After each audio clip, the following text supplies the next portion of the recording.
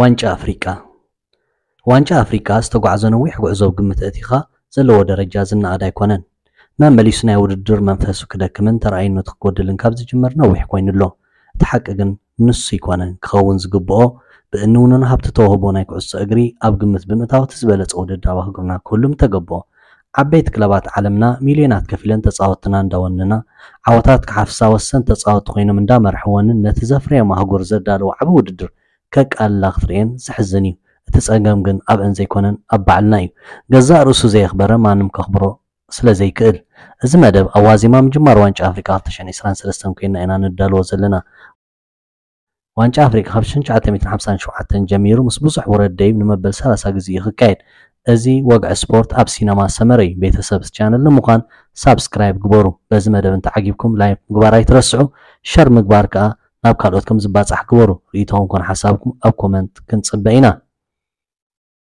ዋንጫ ሃገራት ኣፍሪቃ ዋንጫ ኣፍሪቃ 1957 ጀሚሩ ኣብ ተፈላማይ ውድድር ኣቐዲመን ግብፂ ሱዳን ኢትዮጵያ ደቡብ ኣፍሪቃን እኳ እንተተመዝገባ ይኹን እምበር ብሰንኪቲ ኣብ ደቡብ ኣፍሪቃ ዝነበረ ስርዓት ኣፓርታይድ ንጸለምቲ ደቡብ ኣፍሪቃውያን ዝውፅዕ ጉጉህ ፖሊሲ ይኽተሉ ብምንባሮም ካብቲ ውድድር ክትእለ ተገይሩ ኣብ መወዳእታ ሰለስተ ሃገራት ጥራይና ካይደን እቲ ውድድር እቲ ኣብ ሱዳን ዝተኻየደ ቀዳማይ ውድድር ዋንጫ ኩዕሶ እግሪ ደቂ ተባዕትዮ ኣፍሪቃ ኣብ ሱዳን ተኻይዱ ግብፂ ከዓ ዕውቲ ኮይና መዊሳቶ በዚ ደዋ ይበለትን ግብፂ ድሕሪ 2 ዓመት ባዕላ ንዘአንገረቱ ካልኣይ ውድድር ዋንጫ ኣፍሪቃውን ደጊማ ተዓዊታትሉ እቲ ሳልሳይ ውድድር ዋንጫ ኣፍሪቃ ኣብ ኢትዮጵያ ተኻይዱ ባዕላ ኢትዮጵያ ከዓ ተዓዊታትሉ ኣብታ ናይ ትስዓት ዕውት ዋንጫ ኣፍሪቃ ዝነበረት ሃገራዊት ጋንታ ኢትዮጵያ ከዓ ብቁፅርን ብዓይነትን ፀብለል ዝበሉ እንተነይሮም ኤርትራውያን ተፃወቲ እዮም ብዓብዩ ኣብተን ቀዳሞት 6 ውድድራት ዋንጫ ኣፍሪቃ ኢትዮጵያ ብብርክት ዝበሉ ኤርትራውያን ትውከል ምንባራ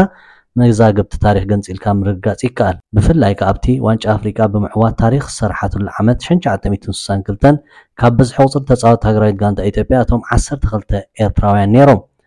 ኣብቲ ታሪኻዊ ፀወታ ኣብ ሜዳ ወሪዶም ፈፀምቲ ታሪክ ዝኾኑ ኤርትራውያን ተፃወቲ ጊላ ሚካኤል ተስፋ ማርያም ወዲ ማርያኖ ክፍሎም ኣርኣያ ኣስመላሽ በርሀ ጎይቶኦም ተስፋይ ገብረመድህን ተኽለ ኺዳነ ስልኪ ሉቺያኖ ቫሳሎን ኢታሎ ቫሳሎን ክኾኑ እንከለዉ ኣብ መቐየር ወንበር ዝነበሩ ከዓ ብርሃነ በየነ ሃይለ ተስፋ ጋብር ዱባ ነጋሲ ገብረ ሚካኤል ወድባንን ፀጋይ ተስፋይ ሸሪፎን እዮም እዚ ዝመስል ዓቕምን ታሪክን ሒዝና ተበጊስና ክነብቅዕ ዘለናዮ ደረጃ ዘጉህን ዘሕፍርን እዩ እዚ ግን ኣብ በይን ኣብ ኩዕሶ እግሪ ጥራይ ኣይኮነን ኣጋጢሙ ዘሎ ኩነታት ሃገርና ብዝተቐየረሉ ግዜ ትንሳኤ ኩዕሶ እግሪ ሃገርና እውን ዘይተርፍ እዩ እቲ ምንታይ እቲ ተውህቦ ኮነ ዓቕሚ ኣብ ቦትኡ ምህላው ዘጠራጥር የለን ቁፅሪ ተሳተፍቲ ዋንጫ ኣፍሪቃ 3 ኢሉ ጀሚሩ እንዳሰሰነ ኸይዱ ኣብ 1996 ናብ 16 ዓሪጉ ይኹን እምበር ናይጀርያ ካብቲ ውድድር ስለ ዘድሓርሓረት ብ15 ሃገራት ጥራይ ክካየድ ተገዲዱ ኣብ 2010 እውን ቶጎ ካብቲ ውድድር ስለ ዝተኣልየት ብተመሳሳሊ 15 ሃገራት ጥራይ ክሳተፍኦ ተገዲደን ነይረን ክሳብ 2017 16 ሃገራት ኣብ 4 ጉጅለ ተመዲበን ብዘካይደኦ ፀወታታት ይጅምር ድሕሪ ናይ ሓደ ወርሒ ሓያል ህልኽ ዝመልኦ ፀወታታት ከዓ ዕውት እቲ ውድድር ዝኾነት ሃገራዊት ጋንታ ትፍለጥ ኣብ 2017 ግና እቲ ግዜ ናይ ውድድር ካብ ሰነ ናብ ጥሪ ክሰሓብ እንከሎ ቁፅሪ ተሳተፍቲ ከዓ ናብ 24 ዓብዩ ዋንጫ ኣፍሪቃ ካብ ዝጅምር ዕውታት ሃገራት ምስ ንርኢ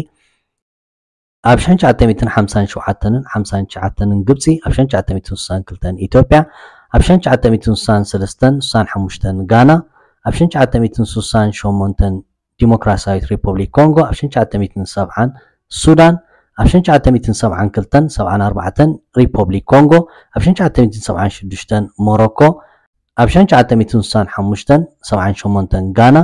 ኣብ 1980 ናይጀርያ ኣብ 1982 ጋና ኣብ 1984 ካሜሮን ኣብ 1986 ግብፂ ኣብ 1988 ካሜሮን ኣብ 1990 ኣልጄርያ ኣብ 1992 ኣይቨሪ ኮስት ኣብ 1994 ናይጀርያ ኣብ 1996 ደቡብ ኣፍሪቃ ኣብ 1998 ግብፂ ኣብ 2000 ካሜሮን ኣብ 2000 ከምኡውን 2002 ካሜሮን ኣብ 2004 ቱኒዝያ ኣብ 2006 2008 2010 ድማ ኣከታቲላ ግብፂ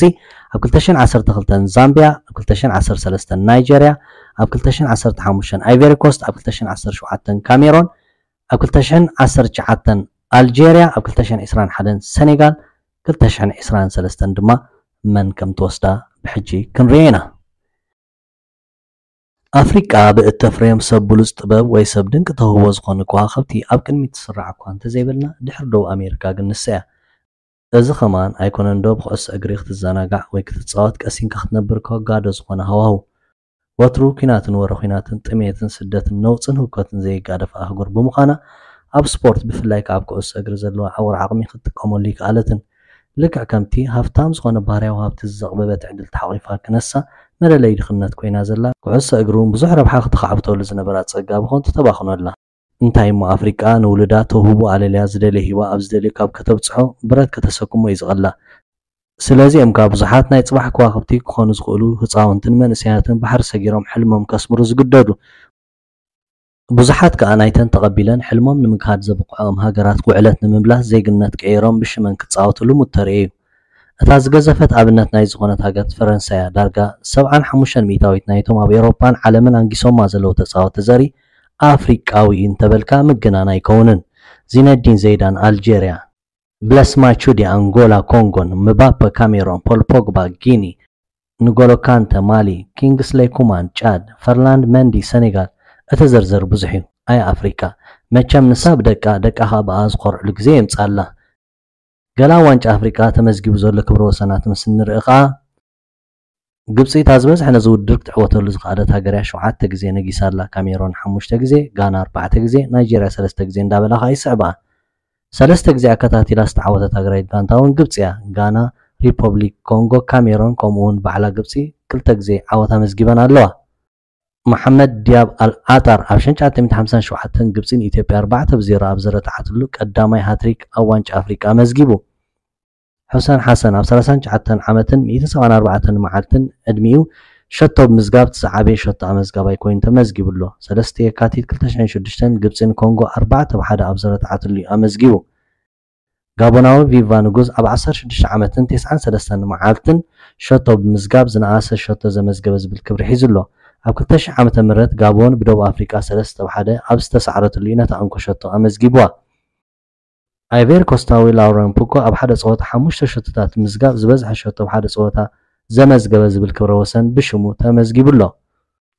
እዚ ኣብ 1970 ኮይኑ ኣይቬሪ ኮስት ንኢትዮጵያ 6-1 ብዝሰዓረትሉ ፀወታ እዩ ነይሩ እታ ዝቐልጠፈ ሸቶ ኣብ ፀወታታት ዋንጫ ኣፍሪካ ግብፃዊ ኣይመን መንሱር ኣብ 1994 ኣብ ልዕሊ ጋቦን ኣብ 23 ካልኢት ዘመዝገበ እያ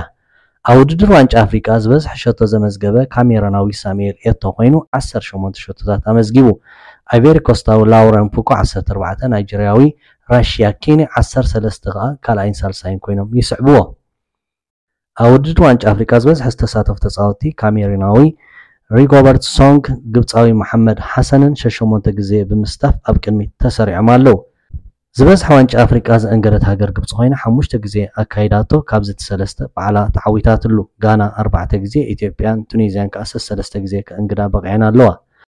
ናይ ሎም ዓመት ዋንጫ ኣፍሪቃ ኣብ ኣይቬሪ ኮስት ክካየድ እዩ እታ ዝለዓለ ግምት ተዋሂባ ዘሎ ሞሮኮ እያ ምክንያቱ ኣብ ዝሓለፈ ዋንጫ ዓለም 2022 ቀጠር ብፍራንስ ተሳዒሮም ካብ ኣፍ ደገ ግጥም ንዋንጫ ክሳብ ዝተርፉ